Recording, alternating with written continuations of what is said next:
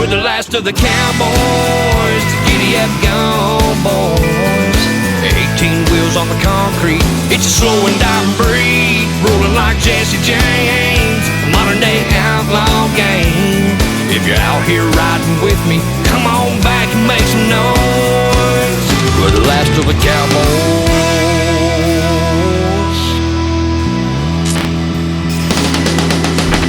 Saddle up, boys. It's about 4 o'clock in the morning, and we're headed over to Brooksville, Florida to pick up a special guest for this episode of Rollin CB Interviews. This will be the first time that we'll have somebody ride along in Mission Control that is not in the truck show world and is gonna experience what goes on with the world of trucking.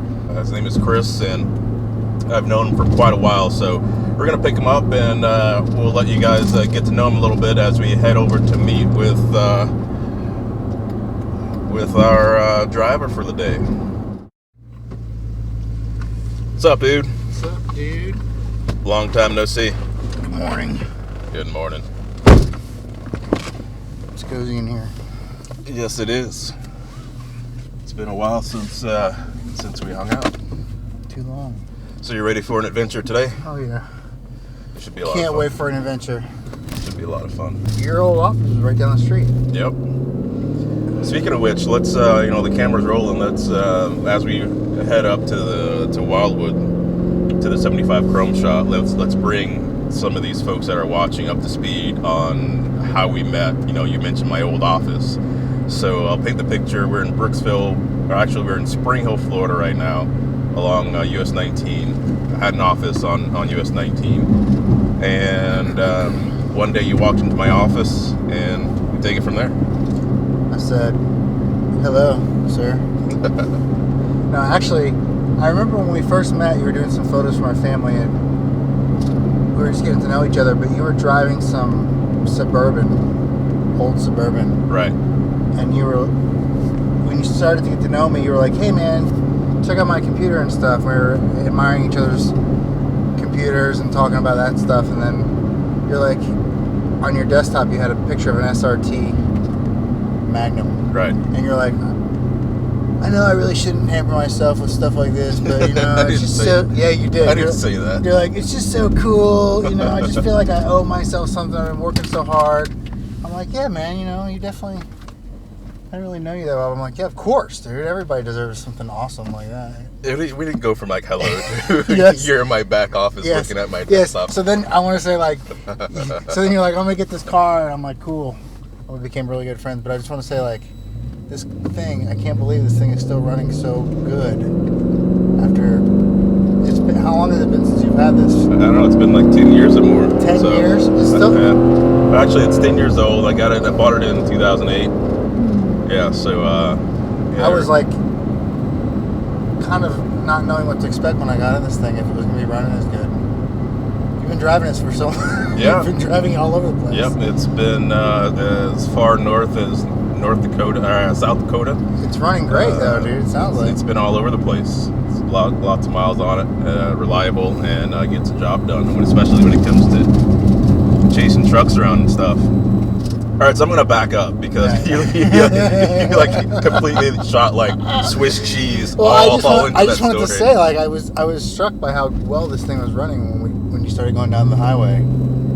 But going back to the story, because we're probably gonna be all over the place over the next. I was doing freelance web design and graphic design, and you were doing some of the same stuff, but you were doing mostly photography. Mm-hmm. But you were still doing we were both doing work with local businesses, I think. Right. That was one of our things that we had in common. You were really working the local stuff. You were doing the Chamber of Commerce, and I was running the frame shop. And out of that frame shop, I was running a little graphic design freelance business. And that's how we ended up meeting. Mm-hmm. You are responsible to get away for Big Rig videos, coming about. So I was working for myself, but I was doing some subcontracting work for a marketing company. And one of their main clients at the time was 4 state trucks. Mm-hmm. And so it took me some time to try to understand the landscape of that when I started working for this marketing company as a subcontractor, and they brought me on to handle all the creative ad work for Four State Trucks and Chrome Shop Mafia. It was like a dual branded thing. Mm-hmm. The trucking industry as a whole, I didn't even know it existed. I knew that there were trucks and it was a business, but I didn't know that it was an industry like it is. And one of the first things that we did together was I was working for this marketing company, and I was headed to Matt's Mid-America Truck Show in Louisville. Mm-hmm. And now, was this 2012? I believe it was. I think Okay. it was the first time we did something together. Was I was heading to Matt's with this client, and I said, Chris Fiffie's got to go. You got to bring him with us because he will add a value to this client's work that that marketing company was not equipped to handle. They did not have a photographer, let alone I just felt you were such a good fit for it because of your background as a trucker. Like, you knew the lingo, you knew all the, you knew everything about it. So you could totally, walk the walk and talk the talk. So when we plugged you in and started and brought you on for Four State Trucks, it's like, I remember the first time you got on the phone with them, and it was like, this is a perfect fit. Right. They Four State Trucks wanted a video that showed what they did and their involvement at Matt's. You and I went up there. I'm like, okay, I've been to like one other truck show. That was the Wildwood truck show. I think that was like 2009 or something like that. And I had no idea that the scope of the truck show subculture. You didn't know at that time. Yeah. Right. I didn't know the subculture was this large, at that time. So we were walking around, and I'm thinking, holy crap, this is pretty expansive. And because I was just gonna put together something simple in terms of a video for Four States. Then I got to thinking about it. I'm like, yeah, I should probably put a little more effort into this. I think that was the plan. And then we got there and we both saw how big this show was. At that time, I was still providing, all the services for clients that needed work, that needed website development, commercial photography, graphic design, and video production. But they just weren't spending the money because the economy was just really, really bad. So when Bryce and Brian Martin said, hey, do you want to go to some other truck shows and do the same thing? I'm like, yeah. So that started the DVD series. One of the things that resulted from that DVD series was all these extra little clips that wouldn't amount to anything. They're 15 seconds long or maybe a minute long, but they wouldn't really fit into the structure of this DVD that I was making. So I'm like, well, I don't really want to just throw this stuff away. I mean, where should I put it? Video on the internet, especially Facebook and Instagram was beginning. It was like fledgling, to where Instagram was doing 15 seconds of video. Facebook was now just starting. Now they're like 50 or 60 or something like that. Yeah, 60 seconds. So I'm like, you know what? I'm going to start a Facebook page and just, put some of these clips on there. I really don't know what's going to happen, but I'm just, at least I know I won't be throwing them away. And so I started the Facebook page. And there really wasn't like a plan at that point. There wasn't like, hey, let's do this and get all these viewers. Yeah, definitely people are going to come. You just just knew it was good stuff that people would appreciate. Right, and I just wanted to put it somewhere. So that was like October of 2013. And so I started the Facebook page. The next day, I posted like 3 clips. And the next day, I had like 17,000 people had liked the page. And I had no idea. 17,000 people. Yeah, in 24 hours. So I had like no idea what I just done. At one point, I had to turn the computer off. I had to turn Facebook off and then walk away. I remember you contacted me and told me that. You're like, I don't even know what to do. Because I remember my lunch breaks. I would take a lunch break at my office. I'd want to watch something cool on YouTube.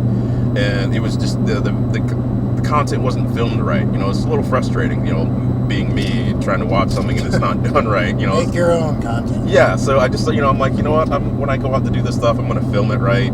That way people can appreciate it. I want it to sound right and everything else. So that's how that stuff all got started. So imagine that you never would have decided to say, hey, Chris Fiffie, you know what? He's probably busy. He probably wouldn't want to go and do this whole truck thing for this client. Or more importantly, what if I was like, he's competition. This is my main bread and butter. I'm paying my bills with. What if I let this guy in to this client and he he can do all the same thing I can. His capabilities are the same as mine, if not more. Yeah. What if I bring him on board and he takes my work? Yeah. But we had the kind of relationship that I know nothing to worry about. I would love for people to take away this one little fact that, if this guy here, if he hadn't have thought that way, more than likely there wouldn't have been a Big Rig Videos as we know it right now, because I would not have been introduced to this culture in that way, and I've had the opportunities to make the connections that I made and be able to take it to the next step. So, I appreciate you for that. I've said that before, and you're like, yeah, whatever. But, I appreciate that. We started hanging out on Thursdays at a little place called Becky Jack's, really fond of my heart. Becky Jack's Food Shack. Yes. And beer. Yes. We would hang out there every Thursday, and I called it Beer Thursday because it was a way for me to celebrate Friday. You work really hard. Yeah, it was before that, because our first match, the first year we went to Matt's was 2012. Yeah.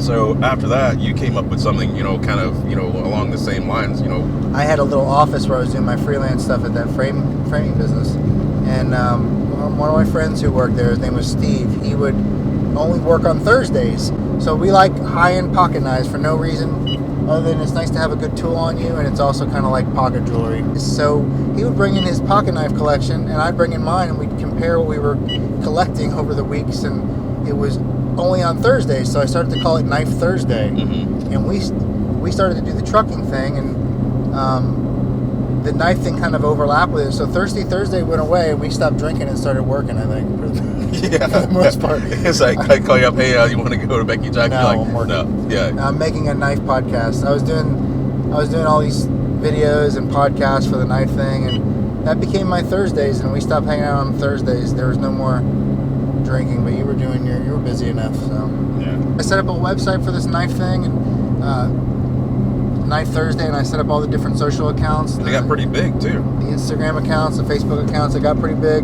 I'm sure somebody out here watching this has probably come across Knife Thursday on Instagram, and if not, I'll be putting links to everything in this video, but check it out. And then maybe they saw it and were like, "What the hell is this?" Moving on. I consider myself very lucky that I can do that for a living. Yeah. Here we are, 4:45 in the morning, heading out to Wildwood to meet, a trucker who's got an awesome truck that he spent a lot of time. Apparently, what you're telling me, you won't tell me all the details, but you're telling me he's put a lot of time into this truck, and he's very proud of it. And you think it's something that we're gonna be able to capture some good footage, and people are gonna enjoy it. And what a cool way to start the day, dude. Yeah, we're right now we're at the I-75 and State Road 50, right just east of Brooksville, and the trucker that we're going to meet is Brad Garetson. A lot of people on the internet, they know him. He wanted to get rolling out of Wildwood at 5 a.m. So I think what we're going to do, we're going to go ahead and get the rest of mission. This is mission control, by the way, if you didn't know. This is mission control, so you know. We'll get the rest of the gear set up on the vehicle, and we'll find us a place where we can stake out and watch for him to roll by here, and we'll roll on down to Bradenton so he can make his drop and then get back up to Wildwood for the show. All right, we're at the 301 mile marker, and he is at 315 southbound, so that's roughly about 12 minutes away. That looks cool as shit. This rear camera. I'm easily amused. We're gonna sit right here.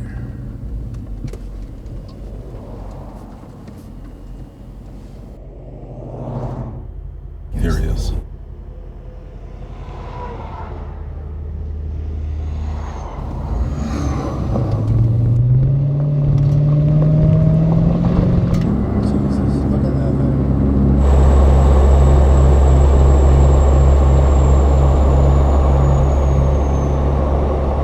Bumper on that thing is so shiny that it doesn't even look like it's there. It's like invisible.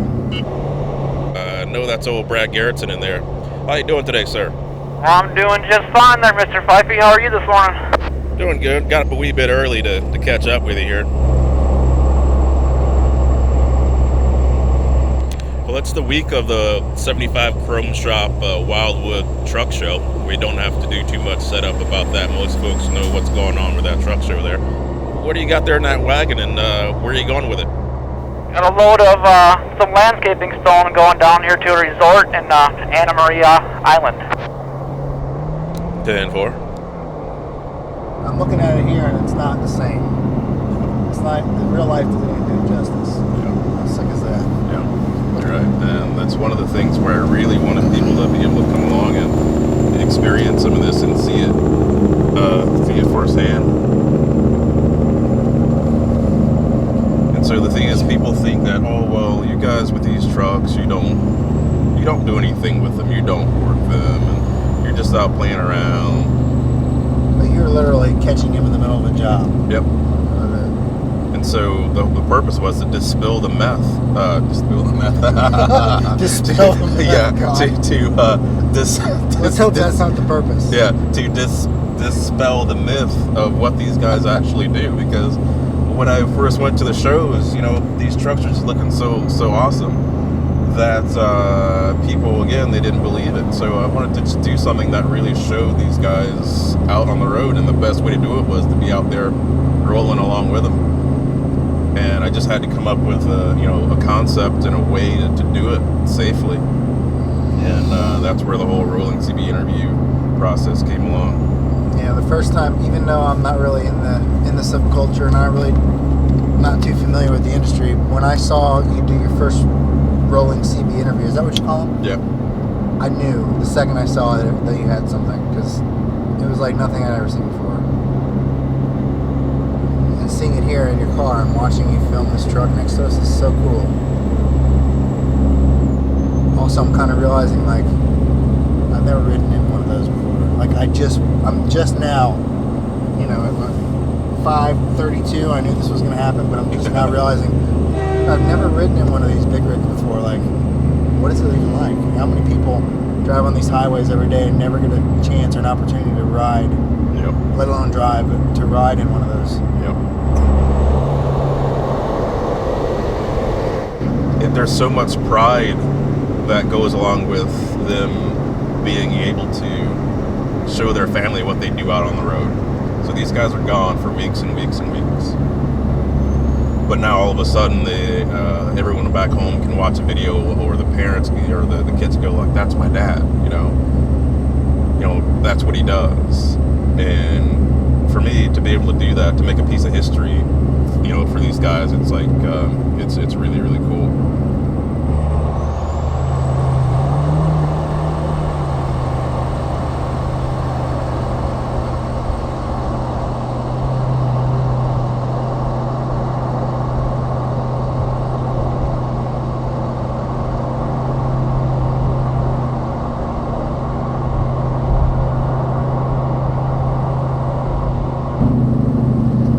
So cool. What's even cooler is the sound. You gotta love that sound, dude. If people follow the company Rollin Transport and follow you, they know that truck that you're in is a relatively new truck. Why don't you go ahead and tell me all about it? Well, here's a 2016 Peterbilt 389. We bought it as a glider kit, and we ordered it with a 325-inch wheelbase. Our trailer is a 2017 Mack flatbed that we put a quick draw curtain on it. The lights in the truck and trailer, like, we kind of base it off how everything is uniform, between truck and trailer the same. So every light we have on the side of the truck are the same on the side of the trailer. Every light that shines to the, from the ground underneath are the same lights from truck to trailer. All the lights that are pointed forward are the same style cab lights, top of our roof and our bumpers, and also the front of our breathers. When it comes to the taillights, they're all the same. We got the same taillights from the back of the trailer to the back of the truck to the back of the bunk.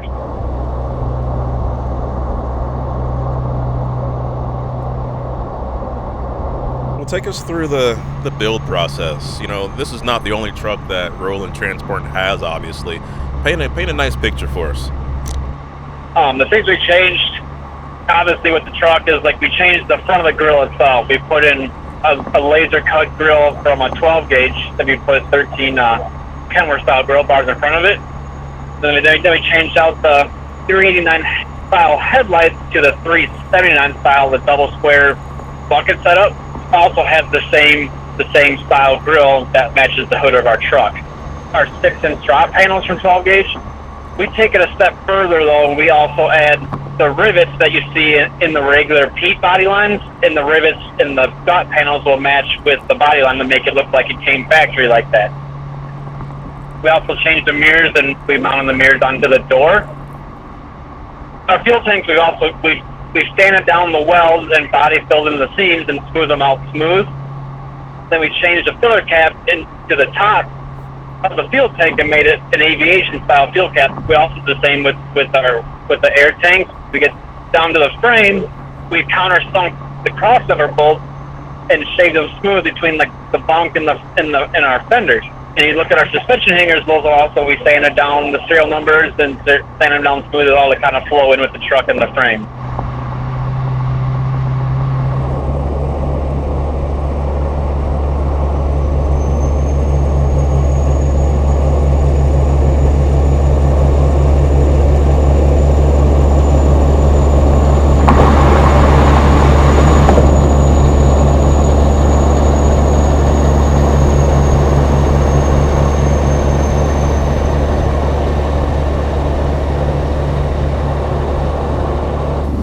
Sounds so sick.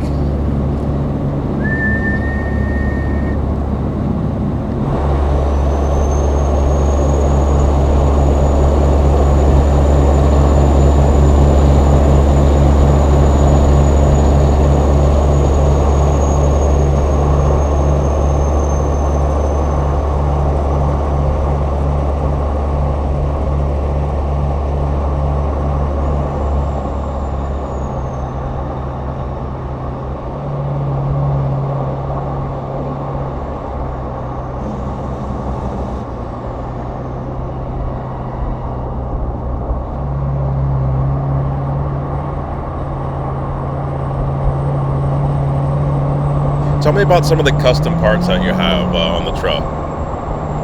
A 20-inch bumper we got ordered through Valley Chrome. Our mud flap weight on this truck, and also our drop visor we got from Chase Shiver is RLK Custom down in Georgia. We got 12-gauge air ride, 12-gauge mirror brackets, 12-gauge battery boxes. We got 12-gauge body panels. We got 12-gauge breathers, 12-gauge grill, 12-gauge breather grills, 12-gauge headliners, 12-gauge shifter. We ordered through Amcan Truck Parts out of Pewaukee, Wisconsin.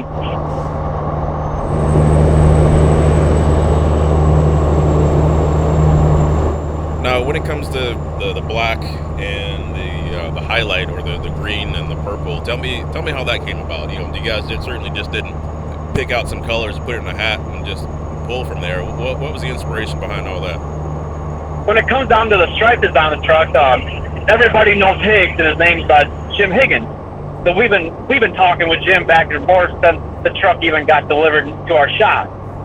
So we fire back and forth ideas and colors, and Jim would fire Vinny and I some stripe designs, and we kind of talk back and forth and fire back at Jim with what we want to change or what we liked or what we didn't like, and ultimately ended up with the stripe design you see in the truck now. The one thing that was the coolest thing about this truck, to me personally, is the green pinstripe. The green pinstripe from the truck all the way to the back of the trailer is almost sitting at the same height-wise horizontally, and that's one thing that's really, really hard to do.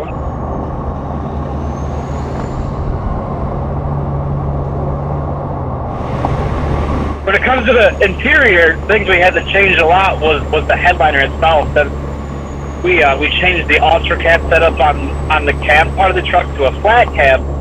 So we had to order a new headliner piece from 12 gauge and put it in there to take place of the ultra cab slot, since we lost so much headroom per se from the top of the roof to the bottom of the floor.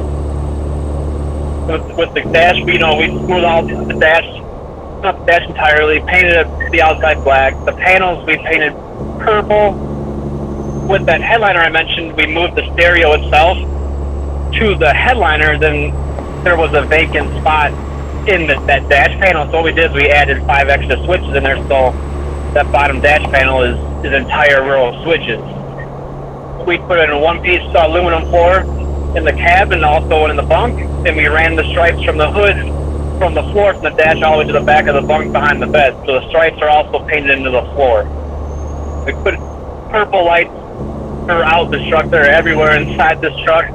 We removed every Peterbilt emblem in the truck, and the doors, the speakers, the dash, and we replaced it with the Rollin Transport logo, you know, to kind of keep the flow from the outside of the truck, just to get rid of the Peterbilt badges inside, since the outside is also the badge as well.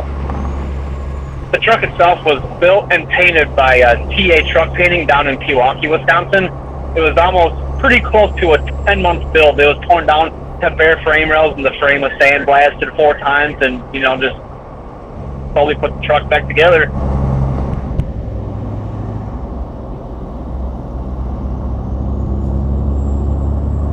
I'm interested in how many trucks they have, and also what else they do for their brand consistency. I'm going to give you the mic.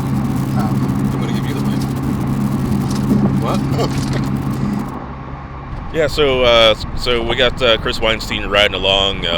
You know, his forte is marketing and branding and things of that nature. And he made a comment about brand consistency. So I'm going to hand the microphone over to him. He's going to throw some questions at you. Alrighty. Just press this and talk. Yep. Hey Brad, this is Christopher here. Hey, how you doing this morning? Good. Your truck's beautiful, by the way. Thank you, sir. One thing that hit me when we were driving and it was still dark out is I couldn't tell what color it was. It looked like black and a little bit of a lighter color, but once the sun came up, we could see that it was like a purple and green. Yeah, yes, sir. Went with the. Got to go with the purple. But then you guys were talking about you have a few trucks and you try to keep them all the same color for keep the brand consistent.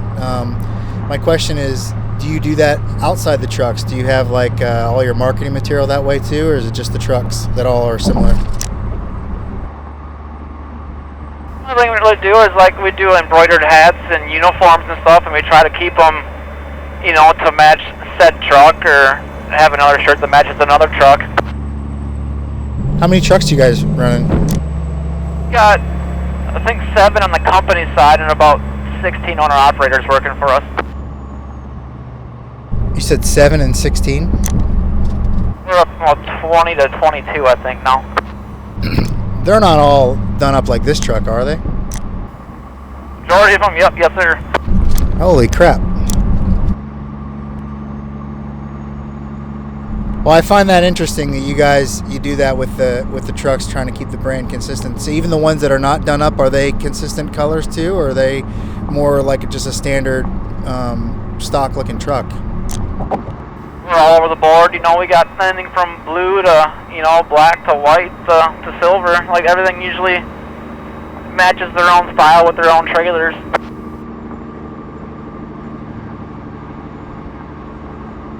That's awesome. You were asking earlier why the length and the wheelbase, why is it so long? Yeah. Brad, I have a question about the truck. I've been to the Matt's truck shows, but I was pretty much just there with a client for consulting, and I asked a lot of questions, but one thing I didn't really get a good understanding of was it looks like the truck frame is stretched really long compared to the rest of the trucks I'm seeing on the road right now. What's the purpose of that? Is it just aesthetics, or is there some sort of a reason for that? The majority is aesthetics, but like you gain like a little better ride out of the stretch frame like this, but you know, mostly we just do it for that long, cool look. So the longer wheelbase will create a little bit smoother ride? Yep, it kind of, you know, you kind of flow into the bumps in the bridge instead of, you know, hitting them hard. Oh wow, yeah, it looks awesome. There's like little things about it aesthetically that I'm noticing just from riding in the car and looking at you off to the side earlier. The gap between the sleeper and the what do you call it, the trailer? Sure. It's humongous, that gap, compared to the rest of the trucks I see. So it's like I can see the sky and the sun like between your truck and the trailer. It just creates a much more appealing overall aesthetic thing to be looking at going down the highway than the rest of these trucks. Maybe just because it looks so unique. Oh, thank you, sir. Another thing you brought up was you saw things on other trucks. Other things were hidden So ask that question. Yeah, another thing I was noticing was the, like I've seen all these things at the truck shows, but it's totally different when you see the truck on the road and you can compare it to the other vehicles around. But I noticed, like for instance, on your truck, a lot of the, I guess it would be the air brakes, or I don't know, a lot of the actual hardware underneath the truck is all hidden, and it's all clean, and you've got all these panels hiding everything. Yeah, like we like the less is more look. You try to cover things up with panels, or hide lights to put off the glow instead of seeing the light itself. It's just the less is more in the details. Yeah, I can see that for sure. It's just like, I guess it's like two schools of thought when it comes to putting the trucks together and the design. I see some guys at the shows, they have all the brakes and all the hardware and all the lines and everything all super polished, and I'm sure you probably have that as well behind those panels, I'm guessing, right? Oh yeah, no boat goes uncleaned at shows. Yeah, I was wondering. I was just gonna say, most of the trucks I see, they're all polished. All the hardware's all polished. And as I was saying that, I was thinking, I bet you behind those panels, he's got it exactly the same way. But just that extra step of covering it all up and just, keeping it all nice and clean, it really looks good. Yeah, I can notice too, like on some of our trucks, like we'll shave some of our frame bolts too to kind of make the frame look a lot smoother, and shave off stamps and markings on our suspension hangers and things like that.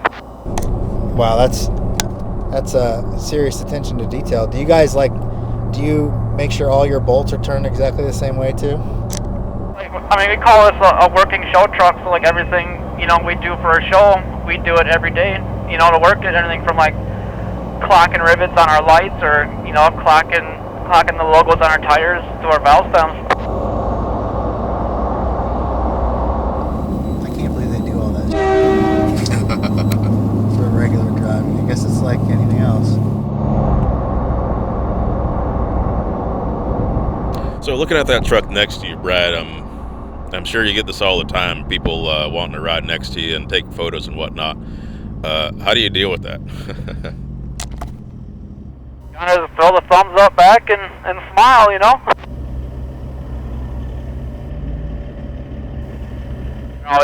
always watching cars, though. Like, you kind of expect it to come, so you're always prepared for, a car to be stuck next to you for a little while, or, to slow up or slam on their brakes or things like that.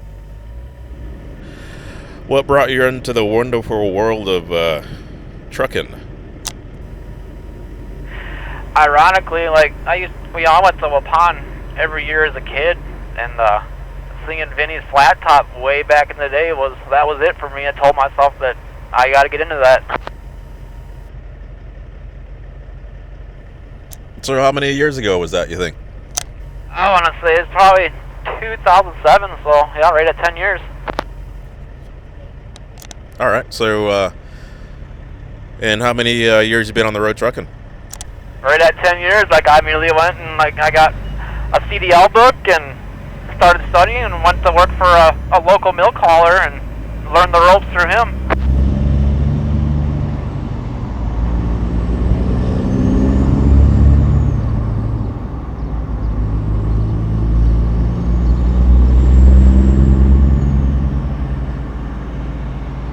Yeah, right at 18, I went local around Wisconsin, pulled a milk truck around, and right at 21, I went to go work for a larger company, pull and drive van to kind of, grind my teeth on the over-the-road life, and started to get a little picky and started to figure out what I wanted to do.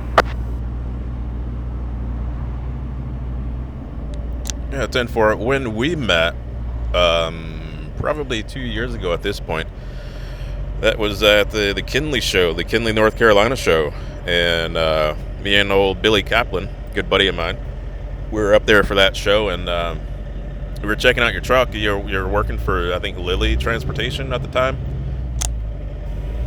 Yep, yes sir.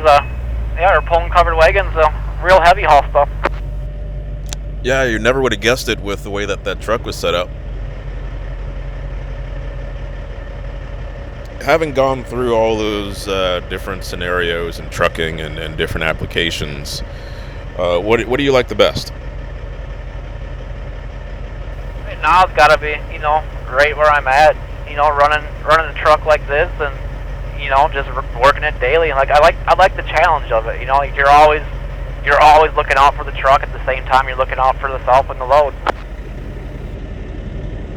Now, wouldn't somebody say, well, that's double the work? Yeah, it definitely ain't for everybody. Like I always had this thing, like everyone wants to drive the cool truck until they're driving the cool truck, and it's a lot of work. I think it's all, you know, it's all glamour driving these show trucks, but you know, behind the scenes, it's a full-time job cleaning them.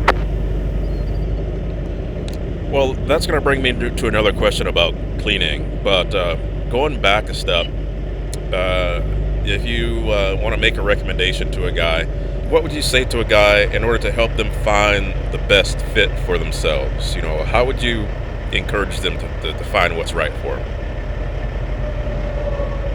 First thing is, like, they got to be ready to, you know, to spend time away from home. Like, I talk to a lot of guys, like, they're always jumping from company to company, you know, because of home time. Like, it's just, you just got to be ready for it, and when you get home, enjoy it. Yeah, I can give you the way I did it, and I give you my advice. Like, I did everything I possibly could in trucking. Like, you know, I tried to experience it all and just try to figure out, you know, what I like doing best.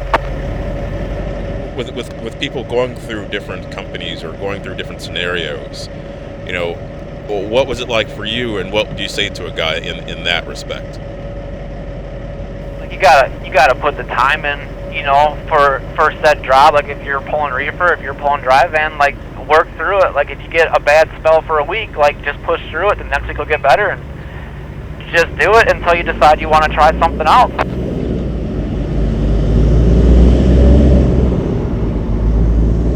So, speaking of pushing through things, we still, looking at this map here, we got a ways to go, so we might be talking a while here in this little stop-and-go traffic. Pushing through things. Tell me about what a bad day is for the current, you know, situation that you're in now. It usually just comes down, you know, the truck maintenance, or, you know, waiting on load times, or, you know, sometimes it could take 10 hours to load somewhere, and it's going to drive you nuts. Like, most people sit there and like, man, if I was pulling this trailer, I might not have this weight to load or unload, or, you know, that kind of thing.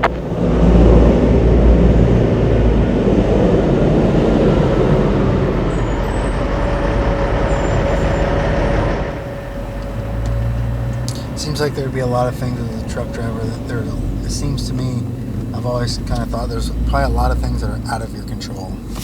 Like, you know, the days like today, like where we're going down here in the island, like, I'm sure roads are going to be pretty narrow. Just got to find a way to get it done. Brad, would you say that a lot of the things that add up to a day being a bad day would be, for the most part, things that are not in your control? Yes and no. It's like, you know, like, I don't know from your standpoint, but we have to run hours in a day. Like, we only have 14 hours to get our work day done. So if you're if you get a 10-hour load time, you only got 4 days left to get anything accomplished for the day. Yeah, I'm pretty ignorant when it comes to, you know, how your day-to-day job is, but I'm assuming from a little bit of work I did when I was younger in a shipping place, that you probably pull up to these places to, you know, to get your load or whatever you call it. You end up pulling up these places and have to sit and wait to where you're like you like sleep and wait for them. It's hours and hours, or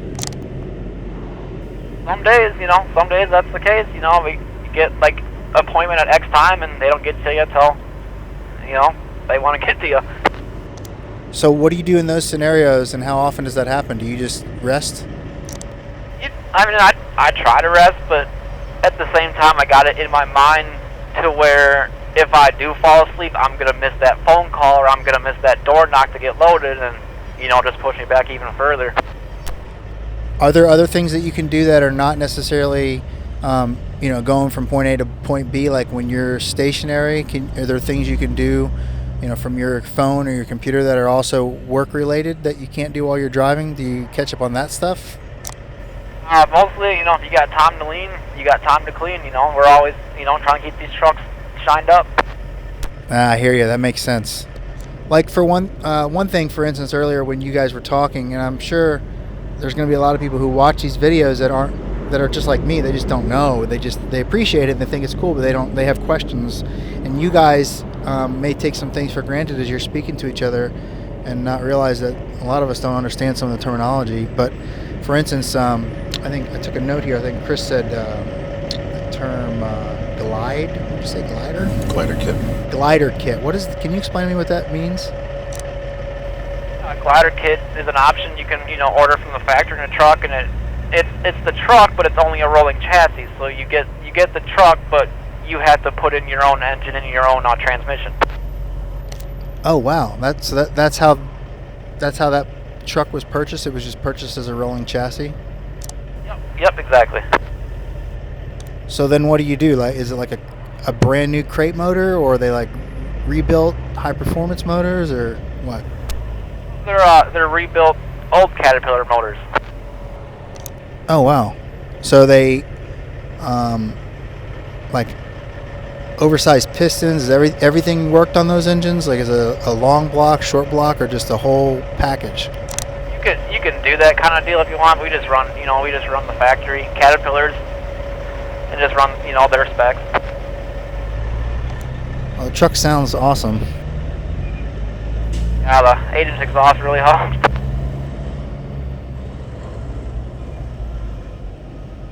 You said 8-inch exhaust. Yeah, Dynaflex was cool enough to supply us with our exhaust system from the turbo all the way to the top of the stacks. Is that 8 inches in diameter?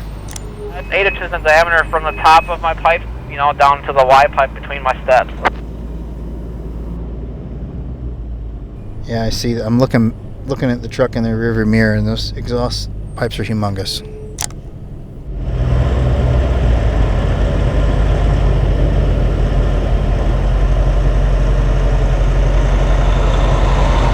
Having a great conversation. It doesn't make for exhilarating footage to watch, but that's part of the whole deal, is that people enjoy the conversation. They enjoy hearing your thought process. And so with that in mind, we got the old ELOGS on the horizon. What's your thought on that, with the electronic logs and what they may do to your workday? What is that? It's gonna be a game changer. I think it's gonna hurt a lot more than it's gonna help. But we just gotta try it out and see how it works out for everyone. Like, I know a couple guys that are on it now, and they seem to, they said it's all right once you get used to it. It's just, trying to get the guys off paper into the ELOGs. It's just the transition phase that we're reluctant on. So I asked you that question, and Chris was like, "What is that?" Give him the quick rundown on what electronic logs are. Every day for a truck driver has to be recorded. Days off, days of work, everything has to be recorded. And we have like a 14-hour day to drive 11 hours, and with a half-hour break, and go on and on and on about rules. And the government thinks it's going to be simpler for everyone involved to get rid of paper and throw it on a computer, so everything is instant. You can pull up your logs or email your logs at an instant instead of turning your paperwork in at the end of the week, or showing the DOT officer your paperwork and just send them an email instead. One school of thought would support that as being better for the industry and for people, but the conspiracy theorist in me doesn't like everything being digital like that. Like, you've got the healthcare stuff now to where everything I do is on record, and not that you don't want everything to be on record, but sometimes it's just too much to be all in one place. I don't know. It makes me uneasy, but it sounds like you guys think it's going to be a good deal, but I don't know much about it. We're not real sure how it's going to be. It's just, to me, it just feels like an invasion of privacy. Like, you're always being watched, per se. Right. That's what I was thinking, but I didn't want to say it. One of the cool things about, from my perspective, it's like you guys are modern day cowboys. You're out there by yourself, on the open road. You're your own person. Even if you work for someone, you're responsible for your time, getting there on time, doing your thing. And then when you have to, all your time is being tracked like that. It's almost like you have a GPS. You know, we all do have those on our phones anyway, but now you're actually being recorded as to every little thing. That seems like a lot of serious invasion there. That's what they're pushing for. Like we'll be running our days on a computer screen. At the same time, they're going to have a recording, a recorder on the truck that's going to record all the times that the truck is moving or running or idling or stopped or parked or not running. Everything. Hey, you know what? Maybe in the long run, it'll be a great system and it'll be wonderful for everyone. But my experience with those kind of things is it creates a scenario. Just in my experience, it creates a scenario where you have people who it's their job to sit and watch those screens, and they don't take into account real world situations that they'll just look and see, well, he did this here from here to here. What was he doing from here to here? And then it creates all these assumptions, and people don't take into account the real world application that you guys have to deal with. Exactly. Like it's coming, and we're just going to have to do it and see how it works out. It's like, you mean to tell me you were polishing your bumper for an hour and a half? Right, it's going to be hard to explain that one, Yeah, that's the kind of stuff. It's like, leave me alone. I need to polish this bumper for my own sanity. You want me to be sane or insane at this job? And that brings up the other question that I want to get back into when it comes to cleaning, polishing, and whatnot. If anybody's ever got a close look at any of the Rollin trucks, they know they're kept clean wherever possible. So what are your tricks? You're going to get ready for this show up here. What are your tricks to get that truck show ready? Oh man, it started way back in November. Like I told Vince that, every Friday I was going to get underneath this truck with the mid and soap and water and, just keep up on it every week. So come showtime, it's, it'll be the same deal, same routine, just, water, soap, water, and a mid and rinse it off and good to go. All right, so somebody listening to this is going to go like, that's it? That's all they do to keep it clean, soap and water? Meanwhile, people are trucking coast to coast, north, south, east, west, and they got all this road grime and whatnot. I haven't had a chance to look underneath that truck, but yeah, I've seen the underside of some of the other Rollin trucks, and you can pretty much eat off of them. Everyone says keep the shiny side up, but it don't matter for these trucks. Like either way, it's gonna be shiny. 10-4. So just being consistent with washing to avoid buildup. That's what it sounds like you do. That's what I'm trying to do with this truck. Like I was in the black and orange truck before this, and come showtime, you pull the wheels off, put it on jack stands, and get at it with a pressure washer and degreaser. Oh, 10-4.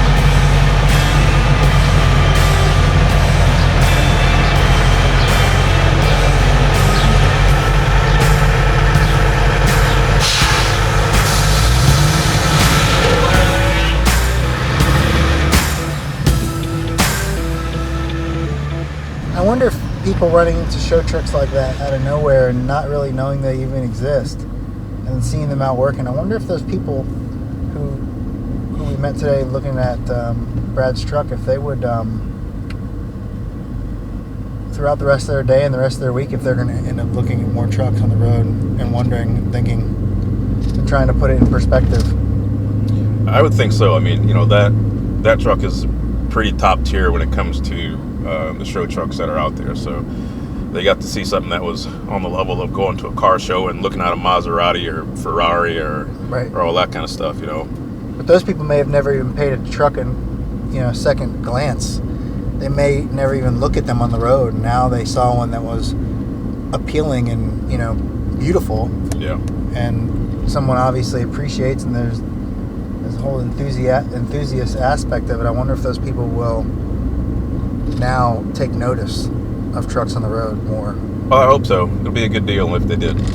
Even for the aspect of just taking notice when they're driving around them. Yeah. Being more careful. Yeah.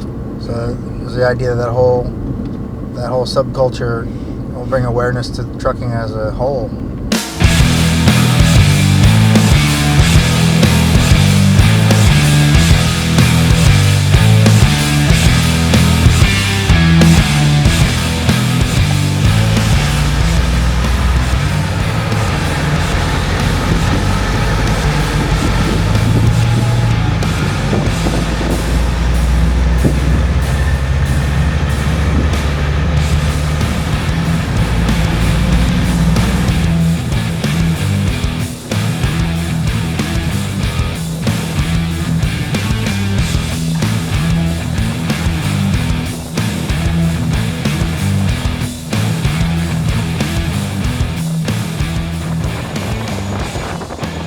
Well, Brad, it's been nice riding along with you, being able to check out the ride, see you in action, and everything else. That was pretty scenic out there in your delivery location. As we make our way up to Wildwood, I'm sure we're going to see you there at the show, so we'll be looking for you there. Yeah, Chris, it's been fun. Nice meeting you too. Other Chris, and appreciate the help earlier this morning down in Anna Maria. Thanks for the escort service through the narrow streets too. Anytime.